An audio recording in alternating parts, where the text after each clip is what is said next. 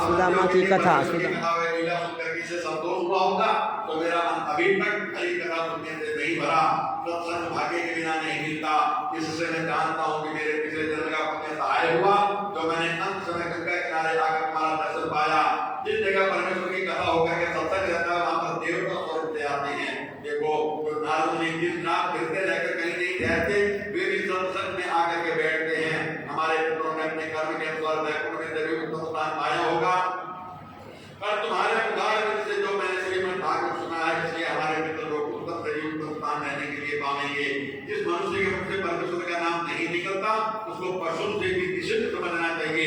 जो कानों से भगवान की कुछ सुनती हुई कथा नहीं सुनता, उसके कान सर्प व वृक्ष के बिनी के समान है। जो सिर हरि मंदिर का देव स्थान पर साधु व ब्राह्मण के सामने दंडवत नहीं करता, वह मस्तक कांत और बोध के समान समझना उचित है। जो आंख श्याम सुंदर का दर्शन प्रकट कर ध्यान में नहीं करती, वह आंख बोध के समान समझनी चाहिए। जो ग्रस्त वैकुंठ नाम का प्रेम रखकर अपने वर्ण का धर्म करते हैं, उनको योगी सन्यासी और परम हंसों से उत्तम जानना चाहिए। इसलिए मनुष्य को उचित है कि मनुष्य दत्ता का हरि भजन में सत्संग में अपना धन बितावे। हे सुखदेव स्वामी, तुम्हारे ऊपर भगवान की बड़ी कृपा है। मुझे कुछ और हरि चरित्र सुनाइए। सुखदेव जी ने कहा कि राजन तेरी धन्य है जो तुम हरि कथा सुनने से ऐसी प्रीति रखते हो। जो यागिनी सीता दे सुने हरि की कथा पुराण, कृपा करत है ताहि पर मागन प्रभु भगवान। ये परीक्षित, अब हम सुदामा ब्राह्मण की कोई कथा सुनाते हैं, जिसका चरित्र श्याम सुंदर ने छुड़ाया और उसे कुबेर देवता के समान द्रव्य केंद्र का ऐसा सुन दिया था। दक्षिण सा द्रव्य देश में गुजरात नाम का एक नगर था। वहां के राजा व प्रजा अपने कर्म में धर्म में रहकर के साधु व ब्राह्मण की सेवा किया करते थे। उसी नगर में सुदामा ब्राह्मण वेद व शास्त्र का पढ़ा हुआ भगवान कृष्ण का गुरु भाई रहता था। वो ऐसी गरीबी से अपना जन्म काटता था कि उसे तन भर कपड़ा और पेट भर भोजन भी नहीं मिलता था। कभी कभी व्रत भी हो जाते थे, उस पर भी वो अपना विरत करके आपको प्यार बदल रहता था। उसकी स्त्री सुशीला भोजन में वस्त्र का दूध पाने गुरु अपने पति की सेवा करती थी। दोनों की स्त्री को संतान को सपने के समान समझ सके, कुछ रात में भगवान का स्मरण और ध्यान किया करते थे। बिना मांगे जो कुछ मिलता था उसे खाकर के प्रसन्न रहते थे। एक बार ऐसा हुआ कि सुदामा ब्राह्मण को स्त्री पर चारों बेटों करे 2 उपवास करीब 2 दिन हो गए भूखे रहते। तब सुशीला ने से बेटों का कल्पना नहीं देखा गया। तब उन्हें डरती हुए कांपती हुई अपने स्वामी के हाथ जोड़कर कहा, महाराज, मैंने सुना है कि श्री कृष्ण जी लक्ष्मण जी तुम्हारे पितृ का गुरु भाई है। उन्होंने केवल ब्राह्मणों की रक्षा करने वाले लोगों का छुड़ाने के लिए अवतार लिया है।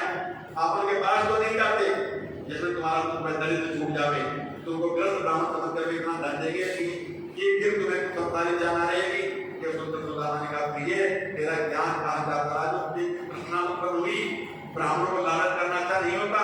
कृष्णा रखने में व्रत देव नहीं रहता। जैसे 3 पर हमारे बीत गए, वैसे ही चौथा पर भी भगवान के देश से बीत जाएगा। इस समय लालच करके वहां जाऊं, कहीं रात में बुढ़ापे में गिर पड़ूं, तो सारे लोग कहेंगे कि सुदामा ने फूलों की पाकर लालच वक्त अपना हाथ पैर खुला दिया। ये बात सुनकर सुशीला बोले, महाप्रभु, मैं आपको लालच के राह आपको नहीं भेज रही,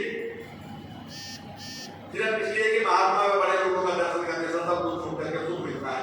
शाम सुंदर को सभी ब्राह्मण पर बड़ी दया रखते हैं। वहां जाने से तुमको सुख के सिवाय कोई दुख नहीं मिलेगा। कारण विनती करत चित्तन सुनिए कंद, मुझे क्यों नहीं जात हो जिनकी कृपा अनंत। यह सुनकर सुदामा बोले, प्राण का भी सच है।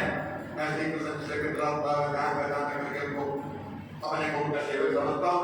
जब उनके पास भेंट करने जाऊंगा तो वे मुझे कंगाल जाकर के धन आदि संसारी सुख भोगने के लिए देंगे। इससे मेरे निकट कुछ जो अर्थ धर्म काम को चारों पदार्थों में देने वाले हैं, धन आदि जो सदा स्थिर नहीं रहता, लेना उचित नहीं है। क्योंकि जब उनको दया, उनकी दया से मुझे धन मिलेगा, तब उनसे हमसे उनका ध्यान स्मरण जैसा जो गरीबों में बन पड़ता है, वो वैसा नहीं बन सकेगा।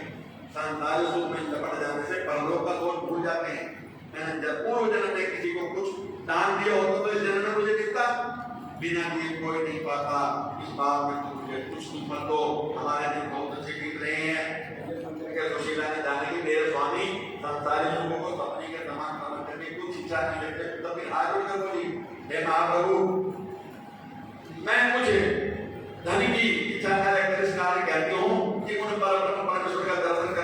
तुम्हारी मुक्ति होगी। ये सुनकर सुधा को बोले प्राण प्यारी, गुरु का